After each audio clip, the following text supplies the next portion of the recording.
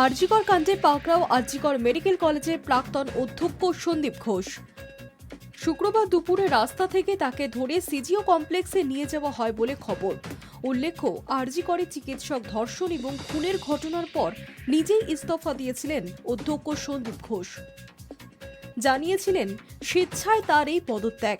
তারপর অন্য একটি কলেজে অধ্যক্ষ পদে তাকে বহাল করে স্বাস্থ্য ভবন।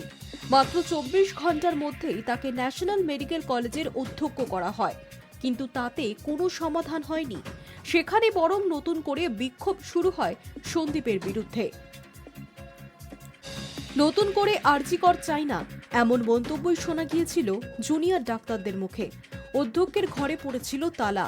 এরপর কলকাতা হাইকোর্টের নির্দেশে অনির্দিষ্টকালের জন্য ছুটিতে চলে যেতে হয় সদ্য প্রাক্তন অধ্যক্ষ সন্দীপ ঘোষকে।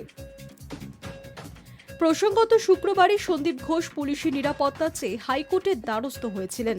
উচ্চ আদালতের কাছে দ্রুত শুনানির আর্জিও জানান। যদিও সেই আবেদন খারিজ করে আদালত জানায় সোমবার আবার আবেদন করতে। তার আগেই সিবিআই এর জালে Sandip Ghosh. Hi news network.